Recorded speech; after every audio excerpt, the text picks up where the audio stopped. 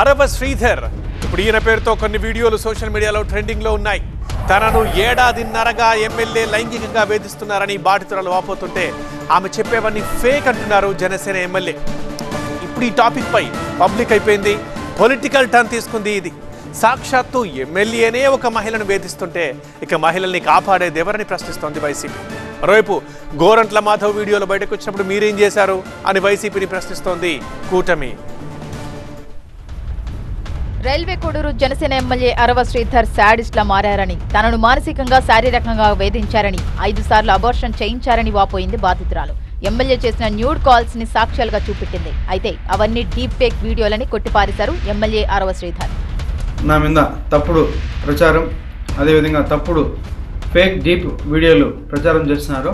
మళ్ళీ కూడా నేను దీని వెనక ఎవరున్నారు, ఎవరైతే ఈ వాంటెడ్గా చేస్తున్నారో కూడా నేను చట్టపరంగా కోర్టు నుంచే ఎట్లయితే దానికి తగిన చర్యలు తీసుకోవాలో అదేవిధంగా చర్యలు తీసుకొని రైల్వే కోడూరు ఎమ్మెల్యేలపై విచారణకు ఆదేశించింది జనసేన.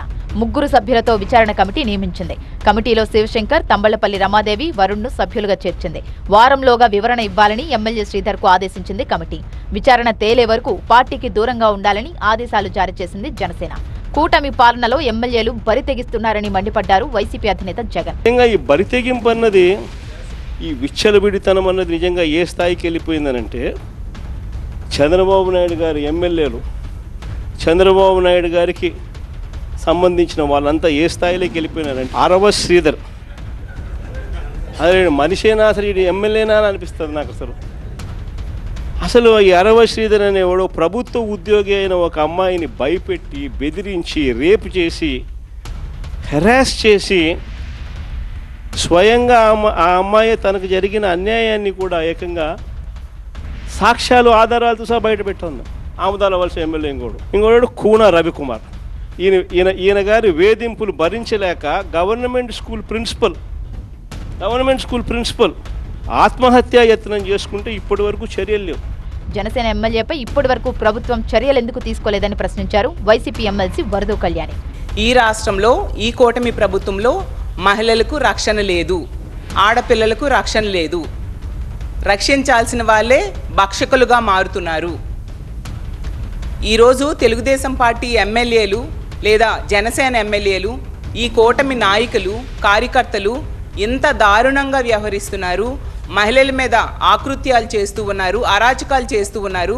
కానీ ప్రభుత్వం అలాగే పోలీసు వ్యవస్థ కనీసం స్పందించట్లేదు, కనీసం చర్యలు తీసుకోవట్లేదు. ఇప్పటికీ 24 గంటలు గడిచే ఎటువంటి యాక్షన్ కూడా తీసుకొని పరిస్థితి మనం చూస్తూ ఉన్నాము. ఎమ్మెల్యే అరవ శ్రీధర్పై వైసీపీ దుష్ప్రచారం చేస్తుందన్నారు జనసేన అధికార ప్రతినిధి తాతంశెట్టి నాగేంద్ర. దుష్ప్రచారాలను మీరు ఇంకొన్ని వందలు తెచ్చుకున్నా, మీరు ఈ సెకండరీ రాజకీయాలు చేసిన, లేదంటే దిగజారుడు రాజకీయాలు చేసిన, ముఖ్యంగా మా ఈ రైల్వే కోడ్ రూరల్లో నపుంసక రాజకీయాలు, బృహన్నల రాజకీయాలు అంటారు. ఇంకా ఆ భాష నేను వాడడంలా మానుకుంటే వైసీపీకి బాగుంటుంది. మరోవైపు జనసేన ఎమ్మెల్యే శ్రీధర్పై కూటమి ప్రభుత్వం చర్యలు తీసుకోవాలంటూ పలు చోట్ల ఆందోళనకు దిగాయి వైసీపీ శ్రేణులు. నగరిలో రోడ్డుపై బైఠాయించి నిరసన తెలిపారు రోజా, భూమన కరుణాకర్ రెడ్డి.